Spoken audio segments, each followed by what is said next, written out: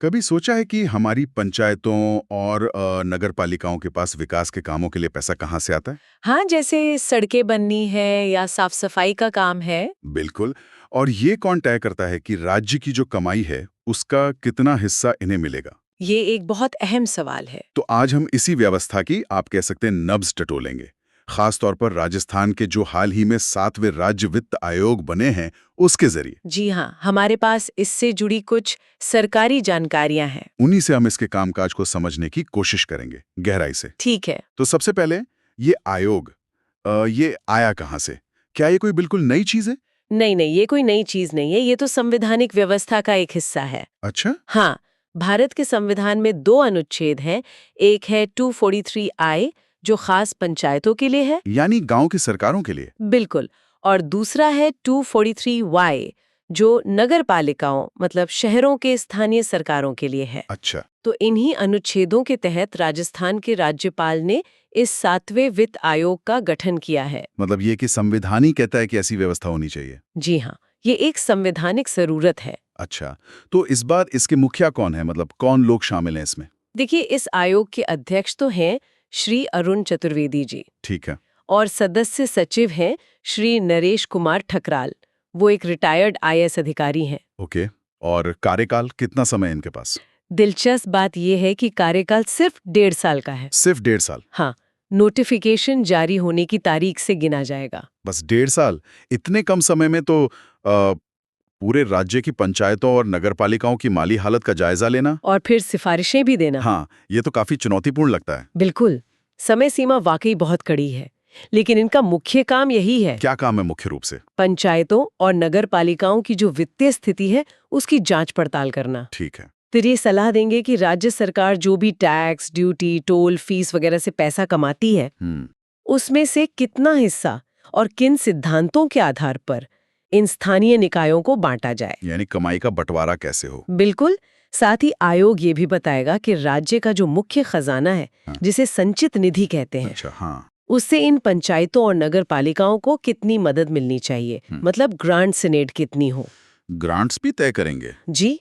और साथ ही इनकी खुद की माली हालात सुधारने के लिए क्या कदम उठाए जा सकते हैं, इस पे भी सुझाव देंगे। ठीक है, तो ये तय करेंगे कि पैसा कैसे और कितना बटेगा। लेकिन ये फैसला ये हवा में तो नहीं होता होगा। नहीं, बिल्कुल नहीं। किन खास बातों को ध्यान में रखकर ये सिफारिशें तैयार की जाती है? हाँ, ये बहुत सही सवाल है। आयोग को कई चीजें देखनी होती हैं। जैसे? पहला तो ये है कि राज्य सरकार के पास खुद कितना पैसा है, उसके अपने वित्तीय संसाधन क्या हैं और उसकी अपनी जरूरतें क्या हैं। ठीक है। राज्य की अपनी स्थिति। दूसरा, केंद्र सरकार का जो 16वां वित्त आयोग है, उसकी सिफारिशों का भी ध्यान रखना होगा। ओह, तो केंद्र से भी तालमेल रखना होगा। जी हाँ, मतलब केंद्र और राज्य के बीच जो वित्तीय संबंध है, वो भी इसमें मायने रखते हैं। और तीसरा, आयोग को ये अंदाजा लगाना होगा कि 1 अप्रैल 2025 से जो अगले 5 साल शुरू होंगे, उनमें इन स्थानीय सरकारों की मतलब पंचायतों और नगर पालिकाओं की अपनी कमाई के स्रोत क्या हो सकते हैं या क्या होंगे। उनकी खुद की इनकम का अनुमान। बिल्कुल। और चौथा, जो जनसंख्या के आंकड़े इस्तेमाल होंगे, वो 2011 की जनगणना के हों। 2011? लेकिन तब से अब तक तो मतलब काफी समय बीत गया है। आबादी काफी बदल गई होगी, खासकर शहरों में। हाँ, ये एक बहुत ही अहम मुद्दा है।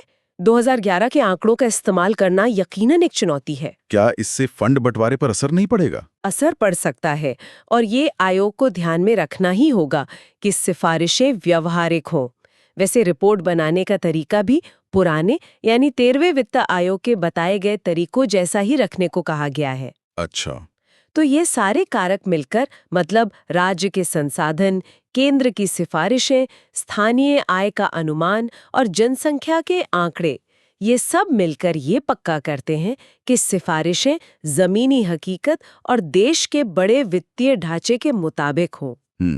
तो कुल मिलाकर इस पूरी कवायद के, इस पूरे अभ्यास का मकसद यही है कि हमारी पंचायतें और नगरपालिकाएं वो आर्थिक रूप से इतनी मजबूत बने कि वे सड़क, सफाई, पानी जैसी हमारी जो बुनियादी जरूरतें हैं, उन्हें आसानी से पूरा कर सकें। बिल्कुल सही कहा आपने। स्थानीय स्वशासन की रीढ़ ही यही वित्तीय मजबूती है। सही बात है। अच्छा, इस आयोग को अपनी रिपोर्ट कब तक देनी है? कोई समय सीमा है रिपोर्ट के लिए? हाँ है।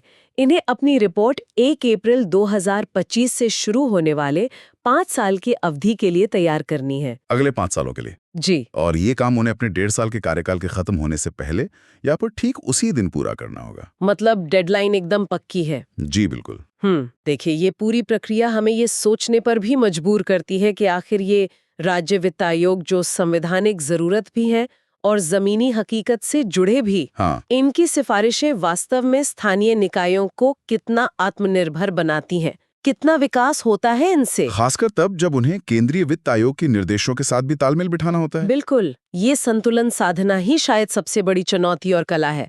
स्थानीय जरूरतें और राष्ट्रीय नीतियां, इनके बीच का संतुलन